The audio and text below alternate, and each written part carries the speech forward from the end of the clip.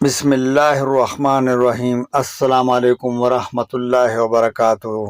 میرے عزیز دوستو، ہم آپ کو خوش آمدید کہتے ہیں چینل پر۔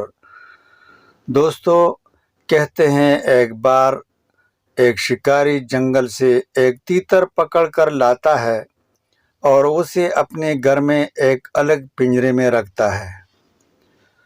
اس تیتر کو خوب کاجو کشمش بادام کھلاتا ہے۔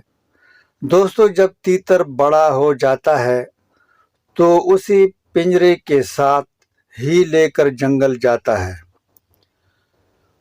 یہ شکاری وہاں جنگل میں جال بچھاتا ہے اور تیتر کو وہیں پنجرے میں رکھ کر شکاری خود جھاڑی کے پیچھے چھپ جاتا ہے اور یہ شکاری تیتر سے بولتا ہے کہ ابھی بول بیٹا، ابھی بول۔ تیتر اپنے مالک کی آواز سن کر زور زور سے چلاتا ہے۔ اس تیتر کی آواز سن کر جنگل کے سارے تیتر یہ سوچ کر کہ یہ ہمارے قوم کا ہے، ہماری برادری کا ہے، ضرور کسی پریشانی میں ہے، چلو اس کی مدد کرتے ہیں۔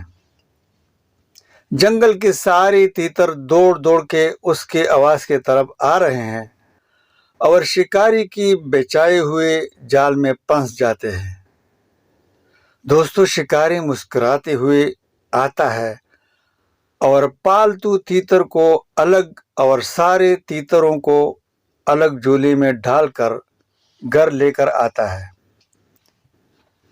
دوستو، پھر اپنے پالتو تیتر کے سامنے پکڑے گئے سب تیتروں کو ایک ایک کر کے کاٹتا ہے، مگر پالتو تیتر اف تک نہیں کرتا، کیونکہ اسے اپنے حصے کا خوراک کاجو کشمش بادام جو مل رہا تھا، اس لیے وہ اف تک نہیں کر رہا تھا، غلامی میں بند پڑا ہوا تھا۔